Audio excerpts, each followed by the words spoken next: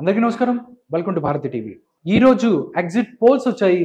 ఆంధ్రప్రదేశ్ వ్యాప్తంగా ఎవరు గెలవబోతున్నారు ఏంటి అనే అంశాన్ని తీసుకొని ఈరోజు 6 గంటల తర్వాత ఏదైతే ఉందో అందరూ కూడా ఎగ్జిట్ పోల్స్ ఇచ్చేశారు.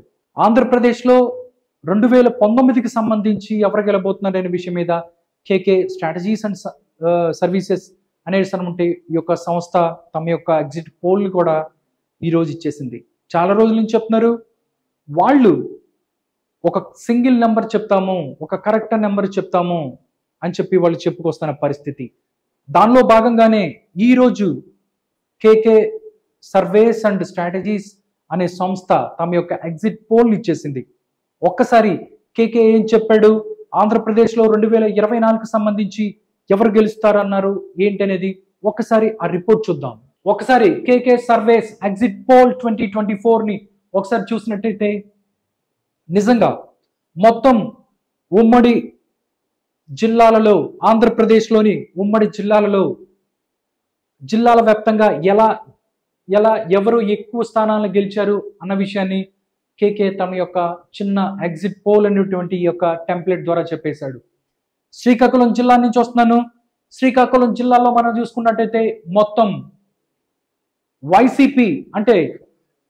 వైసీపీ పోటీ చేసిన స్థానాలు, అదేవిధంగా టీడీపీ పోటీ చేసే స్థానాలు, దాంతోపాటు జనసేన ఏదైతే పోటీ చేసిన స్థానాలు దాంతోపాటు ఎన్ని గెలిచాయి అని కూడా వాళ్ళు చెప్పారు. దాంతోపాటు బీజేపీ కూడా ఎన్ని పోటీ చేసింది, ఎన్ని గెలిచింది అనేది ఒక టేబుల్ రూపంలో ఇక్కడ ఇచ్చిన పరిస్థితి కనబడుతుంది. శ్రీకాకుళం నుంచి వస్తాను నేను. శ్రీకాకుళం నుంచి మనం చూసినట్టయితే మొత్తం వైసీపీ పోటీ చేసిన స్థానాలు 10లో కేవలం ఒక్కటి కూడా ఇక్కడ వైసీపీ గెలవని పరిస్థితి కనపడుతుంది శ్రీకాకుళం జిల్లాకి సంబంధించి.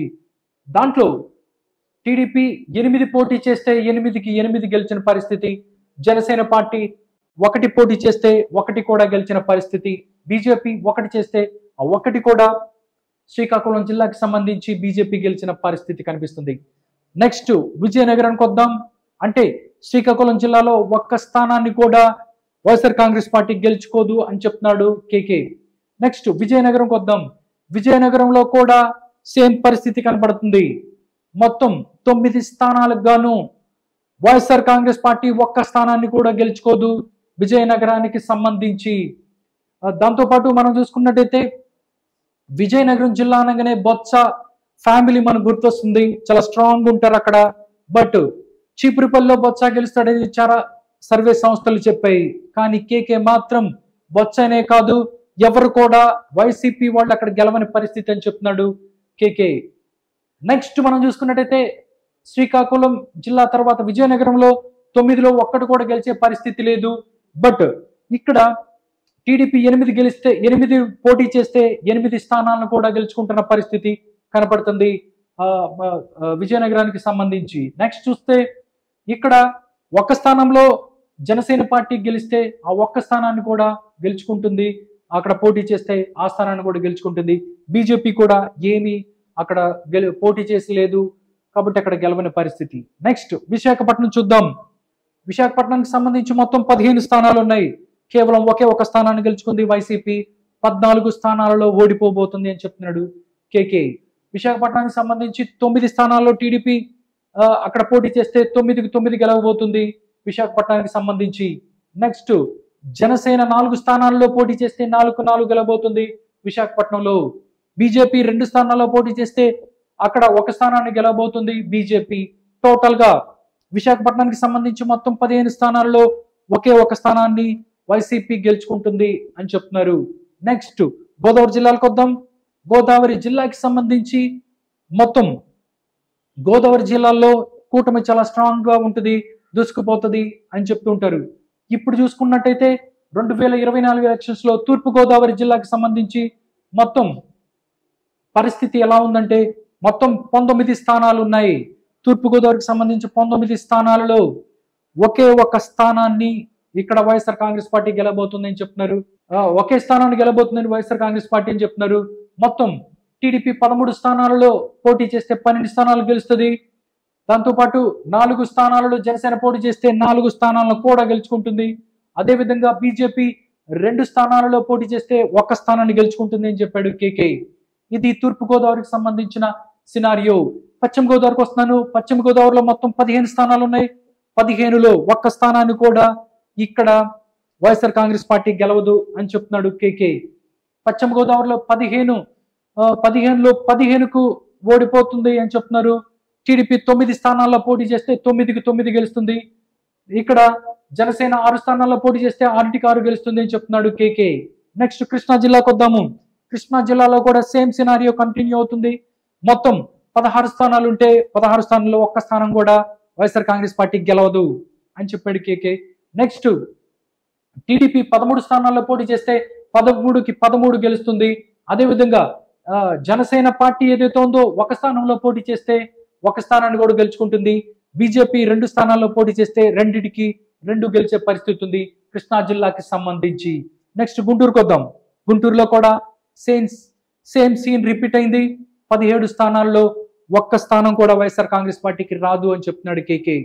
టోటల్ గా చూసుకున్నట్టయితే 16లో టీడీపీ పోటీ చేస్తే 16కి 16 గెలుస్తుంది. ఒక స్థానంలో జనసేన పోటీ చేస్తే 1కి 1 గెలుస్తుంది. ఇది టోటల్ గా గుంటూరుకు సంబంధించిన సినారియో. ప్రకాశం జిల్లా చూద్దాం. ప్రకాశం జిల్లాలో మొత్తం 12 స్థానాలు ఉన్నాయి. 12లో ఒకే ఒక స్థానాన్ని వైఎస్ఆర్ కాంగ్రెస్ పార్టీ గెలబోతుంది. మిగతా ఏదైతే ఉన్నాయో 11 స్థానాల్లో టీడీపీ పోటీ చేస్తే 11కు 11 గెలుస్తున్న పరిస్థితి. నెక్స్ట్ నెల్లూరుకి వెళ్దాం. నెల్లూరులో మొత్తం 10 స్థానాలు ఉన్నాయి.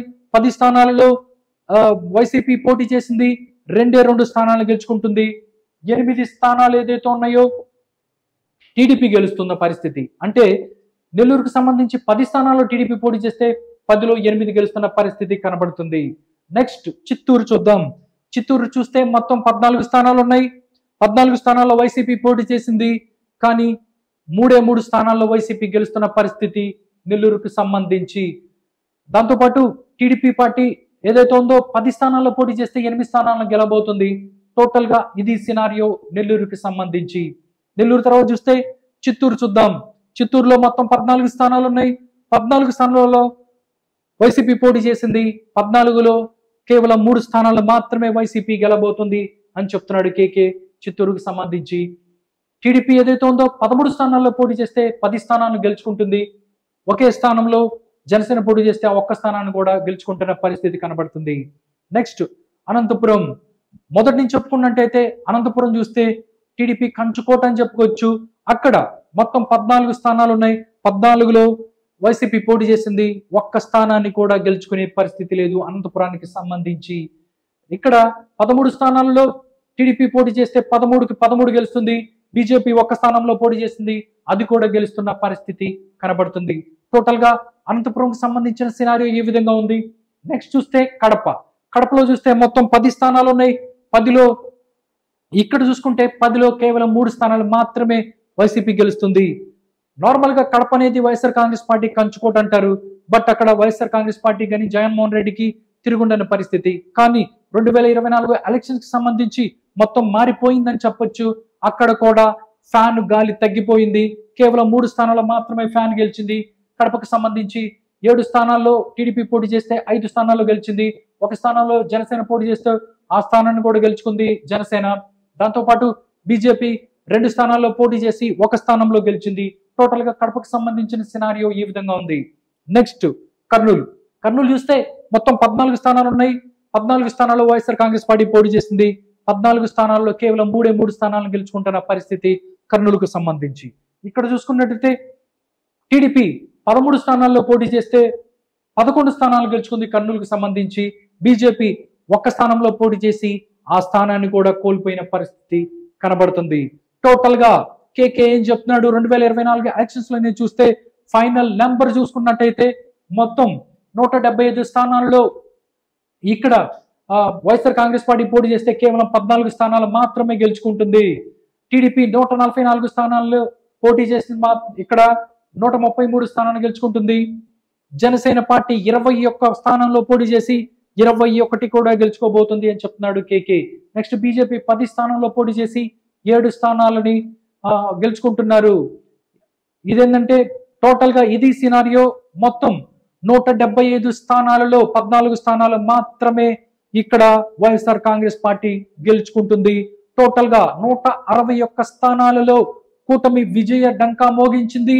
2024 ఎలక్షన్స్ లో కూటమి 2024 ఎలక్షన్లో అధికారంలోకి రాబోతుంది అని చెప్తున్నాడు. కేకే సర్వేస్ ఏదైతే ఉందో వాళ్ళు చెప్తున్న ఇది నంబర్. ఫస్ట్ నుంచి కేకే చెప్తున్నాడు సింగిల్ నెంబర్ చెప్తాను. సింగిల్ నెంబర్ చెప్పాడు. మొత్తం 161 స్థానం రాబోతుంది కూటమికి అని చెప్తున్నాడు.